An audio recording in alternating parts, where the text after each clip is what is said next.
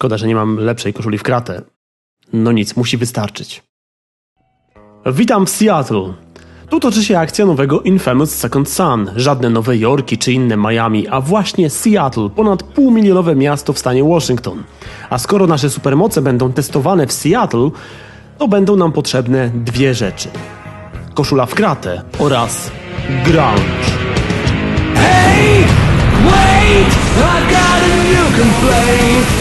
Forever in debt to your priceless advice. Hey, wait, I got a new complaint. Forever in debt to your priceless advice. Hey, wait, I got a new complaint. Forever in debt to your priceless advice. Your advice.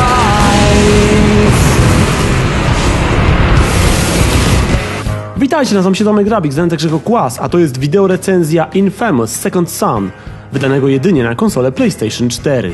Jakby ktoś nie znał, to Infamous jest serią superbohaterskich gier osadzonych w otwartym miejskim środowisku, które wychodzą tylko na konsolę PlayStation i ich rozgrywka jest oparta mocno na parkurze oraz strzelaniu w stylu trzecioosobowych strzelanek. Większość mocy tutaj opiera się na tym, że strzela się z dłoni, jakimś pociskiem, magicznym granatem czy inną eteryczną rakietą. Trochę jakby być Spider-Manem, który zamiast nici napiernicza z nadgarstka prawdziwą amunicją. Znany z poprzednich dwóch odsłon serii, władający mocą prądu Cole McGrath wreszcie odszedł na zasłużoną emeryturę, bo ile razy można grać elektrykiem? I tak już obskoczył więcej kadencji niż nasz. Zresztą w ogóle Second Son poza założeniami rozgrywki i świata niespecjalnie ma jakieś związki fabularne z poprzednimi częściami, głównie mrugnięcia okiem i nawiązania, zresztą nie tylko do gier z tej serii, więc można w niego grać nie znając poprzednich odsłon. Nasz nowy protagonista to Delsin Rowe, rozrabiaka ze sprayem, który jest w ciągłym konflikcie ze swoim starszym bratem policjantem. Pewnego pięknego dnia w ich miasteczku rozwala się ciężarówka przewożąca ludzi posiadających nietypowe umiejętności, tzw. przewodników. Delsin przypadkiem dostaje supermoce od jednego z uciekinierów, a jego bliscy, należący do plemienia Akomiszów, wpadają przez to w tarapaty. W efekcie nasz bohater musi wraz z bratem udać się do Seattle, pozyskać więcej supermocy i zniszczyć złą organizację rządową, która robi z posiadających moce przewodników bioterrorystów. No dobrze, to jakie moce ma Delsin? Nic opartego na żywiołach, czy też kojarzącego się z siłami natury, jak chociażby napotkane wcześniej błyskawice. Twórcy naprawdę tu popłynęli i chwała im za to. Nasz bohater pozyska w toku gry 4 zestawy supermocy, ale nie będę wymieniał wszystkich, aby nie psuć wam radości odkrywania. Ograniczę się do 2. Dym. Nie ogień. Dym.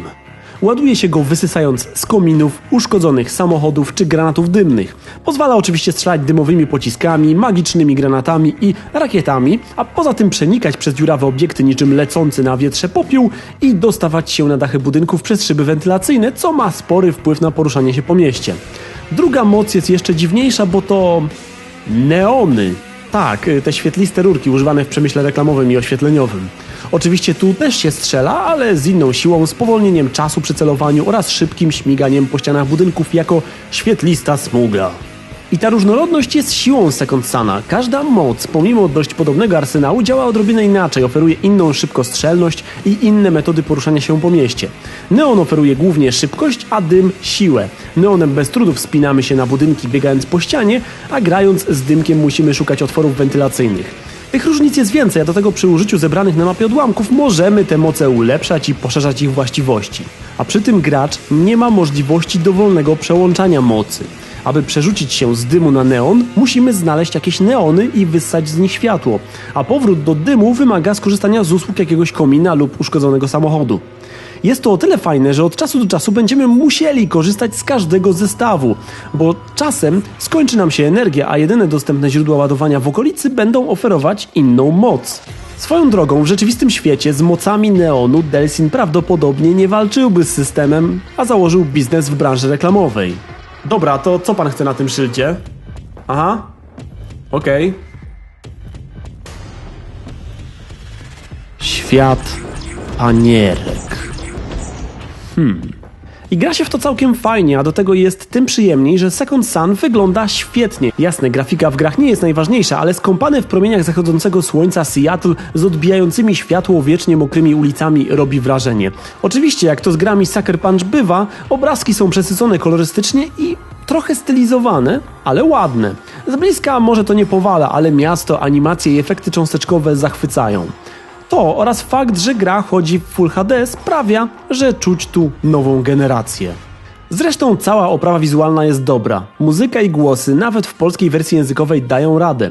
Co prawda kilka kwestii jest już nieco dziwnie przetłumaczonych, na przykład wypowiedź "You're a sentimental psychopath, aren't you?" została przełożona jako "sentymentalna z ciebie dupeczka, co?" Tak, psychopath to dupeczka. Ale pomijając takie drobiazgi, to kiedy nie porównujemy, lokalizacja wydaje się całkiem w porządku, a w razie czego zawsze możemy w opcjach przełączyć głosy na anglojęzyczne.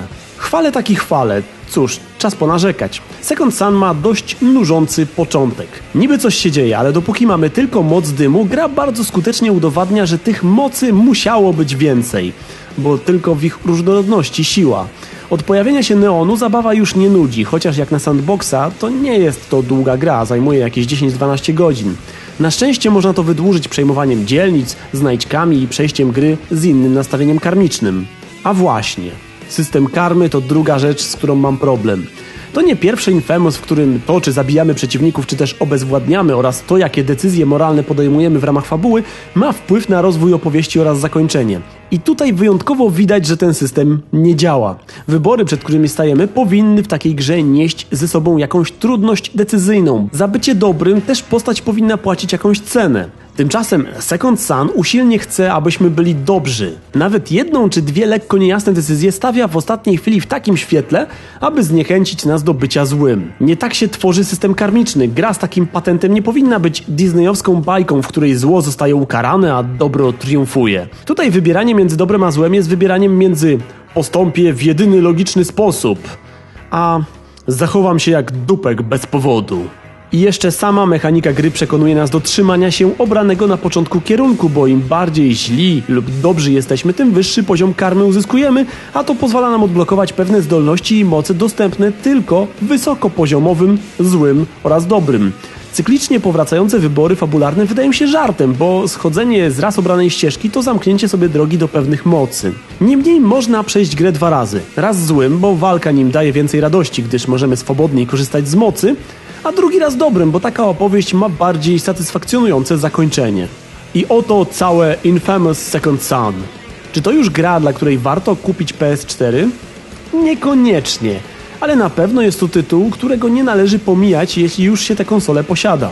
Wyniszczanie wrogów przedziwnymi mocami na terenie pięknie zaprezentowanego Seattle to solidna porcja zabawy.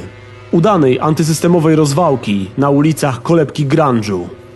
Game on!